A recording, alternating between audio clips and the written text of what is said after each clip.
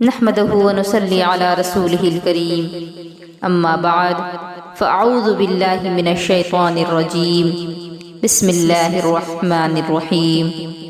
معزز سامعین و سامعات، السلام علیکم ورحمۃ اللہ وبرکاتہ۔ آج محرم الحرام کی پہلی تاریخ ہے اور ماہ محرم آتے ہی لوگوں کے ذہن میں طرح طرح کے خیالات آنے شروع ہو جاتے ہیں۔ لوگوں کے ذہن میں یہ خیال آتے ہیں کہ محرم کا چاند دکھ چکا ہے، اب گھر کی صفائی نہیں کی جا سکتی، اب گھروں میں جو مکڑیوں نے جالے لگا رکھے ہیں ان کو صاف نہیں کیا جا سکتا۔ اسی طرح ماہ محرم ہے، اس میں نئے کپڑے نہیں پہنے جا سکتے، اس مہینے میں خوشیاں نہیں منائی جا سکتی، ماہ محرم میں شادی بیاہ نہیں کیا جا سکتا۔ اس طرح کے بہت سارے خیالات اور بہت سارے بیہودہ رسومات آج ہمارے معاشرے میں پھیل چکے ہیں،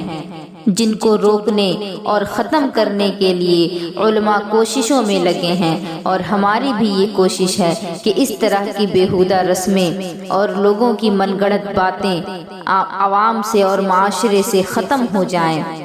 اس کے لیے میری آپ سبھی سے یہ گزارش ہے کہ اس بیان کو آپ لوگ پورا سنیں اور اس پر عمل کریں، اور ساتھ ہی ساتھ اس کو زیادہ سے زیادہ لوگوں تک شیئر بھی کریں تاکہ وہ بھی ان چیزوں کو جانیں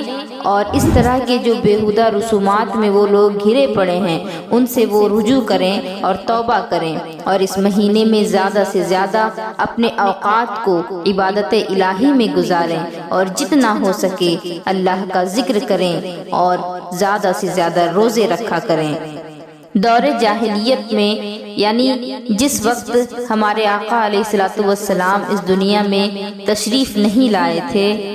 اس وقت کوئی باقاعدہ کیلنڈر دنیا میں نہیں ہوا کرتا تھا، بلکہ نمبر اور گنتی کے بجائے جس سال میں کوئی اہم واقعہ پیش آیا ہو اس سال کو اسی واقعے کے نام سے یاد کیا جاتا تھا۔ جیسے کہ ہمارے آقا علیہ الصلوۃ والسلام کے پیدا ہونے سے پہلے خانہ کعبہ کو ڈھانے کے لیے ابرہہ نے ہاتھیوں کا لشکر لایا تو اس سال کو عام الفیل کہا جاتا ہے۔ اسی طرح جس سال ہمارے آقا پیدا ہوئے اس کو عام المولد کہا جاتا ہے۔ جس سال ہمارے آقا کی نبوت کا اعلان ہوا اس کو عام المبعث، اور جس سال ہمارے آقا نے ہجرت فرمائی اس کو عام الہجرہ، اور جس سال جنگ بدر واقع ہوئی اس کو عام البدر، جس سال جنگ احد واقع ہوئی اس کو عام الاحد، اور اسی طرح سے جس بھی سال کوئی خاص چیز پیش آئی ہو تو اس سال کو اس چیز کی طرف منسوب کر دیا جاتا تھا۔ لیکن حضرت سیدنا عمر فاروق رضی اللہ تعالی عنہ نے امور سلطنت وغیرہ کو پھر سے منظم کیا اور دارالحکومت مدینہ منورہ میں ایک اجتماع منعقد کیا جس میں بڑے بڑے صحابہ کرام جمع ہوئے اور اسلامی کیلنڈر کی ابتدا کے بارے میں مشورہ کیا۔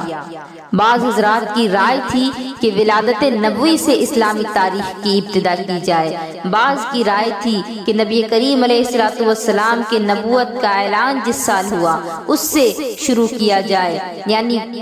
وہ سال جب وحی کا آغاز ہوا اور آپ کو باقاعدہ طور پر نبی مبعوث کر دیا گیا، اور بعض حضرات نے یوم وفات سے کیلنڈر شروع کرنے کی رائے دی، لیکن سیدنا علی مرتضیٰ اور سیدنا عمر فاروق کی رائے یہ ہوئی کہ ہجرت کے سال سے کیلنڈر کی ابتدا کی جائے۔ پھر اسی پر صحابہ کا اتفاق ہوا۔ ہجرت اگرچہ ماہ ربیع الاول میں ہوئی تھی، لیکن سیدنا عثمان غنی نے تجویز دی کہ اسلامی سال کی ابتدا محرم ہی سے ہونی چاہیے، کیونکہ ذی الحجہ کے آخر میں حج سے واپس آ کر لوگ محرم الحرام سے اپنی ایک نئی دینی زندگی کا آغاز کرتے ہیں۔ اس طرح ماہ محرم الحرام سے اسلامی سال کی ابتدا قرار پائی، اور ہجرت کے سال سے، یعنی جس سال رسول اللہ صلی اللہ تعالی علیہ وسلم نے مکہ مکرمہ سے مدینہ المنورہ کی طرف ہجرت کی تھی، اس سال سے اسلامی کیلنڈر کی ابتدا ہوئی، اور یہ سب کچھ صحابہ کرام کے اتفاق رائے سے ہوا۔ حضرت عائشہ صدیقہ رضی اللہ تعالی عنہ سے روایت ہے کہ دور جاہلیت میں قبیلہ قریش کے لوگ 10 محرم یعنی یوم عاشورہ کے دن روزہ رکھا کرتے تھے، اور رسول اللہ صلی اللہ تعالی علیہ وسلم بھی بعثت سے قبل یعنی نبوت کا اعلان کرنے سے پہلے دور جاہلیت میں یہ روزہ رکھا کرتے تھے۔ پھر جب آپ مدینہ تشریف لائے تو آپ نے خود یہ روزہ رکھا، بلکہ اس روزے کو رکھنے کا حکم اوروں کو بھی دیا، لیکن جب رمضان کے روزے فرض ہو گئے تو عاشورہ کے روزے کی فضیلت منسوخ ہو گئی، اور پھر حکم یہ ہوا کہ جو چاہے یہ روزے رکھ لے اور جو چاہے ان روزوں کو چھوڑ دے۔ بخاری شریف کی حدیث ہے، اور حضرت عبداللہ ابن عباس فرماتے ہیں کہ رسول اللہ صلی اللہ تعالی علیہ وسلم نے فرمایا کہ جب اگلا سال آئے گا تو انشاءاللہ ہم 9 تاریخ کا بھی روزہ رکھیں گے، یعنی 9 محرم الحرام کا بھی روزہ رکھیں گے۔ اور دوسری روایت میں آتا ہے کہ آقا نے فرمایا اگر میں اگلے سال زندہ رہا تو میں 9 محرم کا بھی روزہ رکھوں گا۔ اس کو مسلم شریف نے روایت کیا ہے۔ علامہ شبیر احمد عثمانی قدس سرہ نے حضرت حافظ بن حجر سے فتح الباری میں صراحت کی کہ 10 محرم کے روزے کی 3 صورتیں ہیں اور یہ تینوں جائز ہیں۔ پہلا تو یہ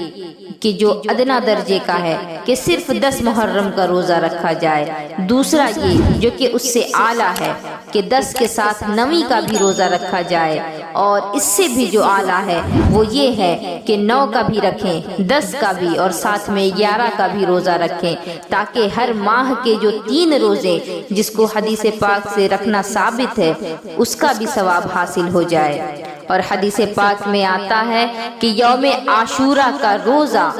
یہ پہلے کے 1 سال کے گناہوں کا کفارہ ہو جاتا ہے۔ بہت سارے لوگ ماہ محرم آتے ہی ماتم منانا شروع کر دیتے ہیں۔ یہ ساری چیزیں بیہودہ اور فضول ہیں، کیونکہ ماہ محرم الحرام میں جو 10ویں تاریخ ہے جس کو عاشورہ کا دن کہا جاتا ہے، جس دن سیدنا امام حسین کی شہادت ہوئی، اس دن صرف امام حسین کی شہادت ہی نہیں ہوئی بلکہ اس دن امام حسین نے اپنے خون کو دے کر مذہب اسلام کو دوبارہ زندگی بخش دی۔ قتل حسین اصل میں مرگ یزید ہے، قتل حسین اصل میں مرگ یزید ہے، اسلام زندہ ہوتا ہے ہر کربلا کے بعد۔ حضرت سیدنا امام حسین نے اپنا خون تو دیا، لیکن اپنے خون کو دے کر انہوں نے مذہب اسلام کو دوبارہ زندگی بخش دی، اور قیامت تک آنے والے نسل کے لیے آپ نے عبرت بنا دیا اس چیز کو۔ لیکن کچھ لوگ ہیں جو اس پر ماتم مناتے ہیں، غم کرتے ہیں، اور ہم سنی صحیح العقیدہ ہمارے لیے یہ دن اسلام کی زندگی کا دن ہے، یہ ماتم کا دن نہیں۔ ہمارے لیے یہ دن محبوب کا، اپنے محب سے وصال کا دن ہے۔ اس دن سیدنا امام حسین اپنے بابا جان سے ملے، اپنے نانا جان سے ملے، اپنی والدہ سے ملے، اور اللہ رب العزت کا قرب حاصل کیا اور اللہ سے جا ملے۔ ہمارے لیے یہ دن تو خوشی کا دن ہوا کہ اس دن محبوب اپنے محب سے ملا، اس دن اسلام کو دوبارہ زندگی مل گئی۔ اور کچھ لوگ اس دن کو ماتم مناتے ہیں، روتے پیٹتے ہیں، کالے کپڑے پہنتے ہیں، تاکہ وہ یہ چیز ظاہر کریں کہ ہم غم منا رہے ہیں۔ اگر تمہیں غم ہی منانا ہے تو پورے سال غم مناؤ، کیونکہ تمہارے سال کی ابتدا محرم سے ہوتی ہے، اور اگر تم محرم کو غم کا مہینہ مانتے ہو تو پورے سال اپنے اوپر غم کو لازم کر لو۔ اور اس کو اگر کسی دوسری طریقے سے دیکھا جائے تو وہ یہ ہے کہ ہر دن کسی نہ کسی اللہ والے کی وفات ہوئی ہے، اور اگر تمہیں غم ہی منانا ہے تو پورے سال غم مناؤ، اپنے زندگی کے ہر دن کو غم سے بھر دو، کیونکہ ہر دن سال کے جو 365 دن ہوتے ہیں، ہر ایک دن کوئی اللہ کا نیک بندہ دین کی خاطر اپنی جان کو دے چکا ہے۔ اور اگر تم ایسا نہیں کر سکتے تو صرف 10 دنوں کے لیے، صرف یوم عاشورہ کے لیے رونا پیٹنا جو تم دکھاوا کرتے ہو، ان چیزوں سے تم پرہیز کرو، ان چیزوں سے से तुम बचो, क्योंकि ये सरासर बिदअत और बद मजहबी है। और इस्लाम में मातम करना जायज़ नहीं, नोहा करना जायज़ नहीं, और मुहर्रम में मरसिये बहुत पढ़े जाते हैं। इन तमाम चीज़ों को नाजायज़ करार दिया है हमारे उलमा ने। लिहाजा हमें चाहिए कि इन चीज़ों से इज्तनाब करें, इनसे बचें। और मेरी ये बात खास करके औरतें सुने और कान खोल करके सुन ले, क्योंकि औरतें उस वक्त जबकि मुहर्रम की याद में लोग तलवारबाजी किया करते हैं, वो नोहा गाना शुरू कर देती हैं, वो मरसिया पढ़ना शुरू कर देती हैं। ये सारी चीजें सरासर गलत हैं। वो ये समझती हैं कि हम बहुत अच्छा काम कर रहे हैं, हम इमाम हुसैन का गम मना रहे हैं। उन्हें ये नहीं मालूम कि वो इस गम के चक्कर में अपने नामे आमाल को किस कदर गुनाहों से भर रही हैं। आवाज दे तो खुल्द से कौसर निकल पड़े, आवाज दे तो खुल्द से कौसर निकल पड़े, और नहरे फुरात खैमे के अंदर निकल पड़े। और ये इम्तिहान सब्र है वरना हुसैन, ये इम्तिहान सब्र है वरना हुसैन उंगली जमी पे रख दे समंदर निकल पड़े। वो खातीन समझती हैं कि इमाम हुसैन प्यास की शिद्दत में लड़ते रहे, इमाम हुसैन भूखे प्यासे लड़ते रहे और अपनी जान कुर्बान कर दी, लेकिन वो ये नहीं जानती जिसको शहादत की प्यास होती है, दुनिया के पानी से उसकी प्यास बुझ नहीं सकती। 10 मुहर्रम को आप ये सोचकर गम न करें कि भूखे प्यासे हमारे इमाम को शहीद किया गया, बल्कि आप इस चीज पर खुश हों कि उनकी कुर्बानी के सदक़े आज इस्लाम हम तक पहुंचा और अल्लाह के फजल करम से हम उसका नाम लेने वाले और उसके नबी पर कलमा पढ़ने वाले हैं। कुछ नावाकिफ लोग तो ऐसा भी कहते हैं कि जो मुहर्रम के महीने को रंजो गम का महीना समझते हैं, वो कहते हैं कि इस महीने में करबो बला का सानहा पेश आया था, जिसमें हजरत इमाम हुसैन और दूसरी अजीम हस्तियों को बेदर्दी के साथ शहीद कर दिया गया। लिहाजा ये गम का महीना है, ये नहूसत का महीना है, और इसी वजह से ये लोग इस महीने में खुशी के काम नहीं करते, और इसी वजह से इस महीने में शादी ब्याह वगैरह भी अंजाम नहीं देते, और हर छोटी बड़ी खुशी के कामों से परहेज करते हैं, और मुख्तलिफ किस्म के सोग करते हैं, जैसे काला लिबास पहनना, औरतों का ज़ेबो ज़ीनत से परहेज करना, मियाँ बीवी का अब एक दूसरे के साथ ताल्लुकात कायम करने से रुक जाना। और इस महीने में मरसिये पढ़े जाते हैं, नोहा किया जाता है, मातम किए जाते हैं। ये तमाम चीजें नाजायज हैं, बल्कि ऐसा करने से आप गुनहगार भी होंगे। इस महीने में ताजिया निकालना, मातम करना, नोहा की मजलिस मुनक़िद करना ये गुनाह है। ऐसे ही इनमें शिरकत करना और इनको देखना भी गुनाह है। लेकिन ताजियादारी जो की जाती है, ताजिया वगैरह जो निकाला जाता है, मैं इसको मुतलकन हराम नहीं कहती, बल्कि आला हजरत ने जो फरमाया है मैं वो आप लोगों को बताती हूँ। आला हजरत ने ताजियादारी को इसलिए हराम करार दिया क्योंकि ताजिया को वो इमाम हुसैन के उस सर से तशबीह देते हैं जिसको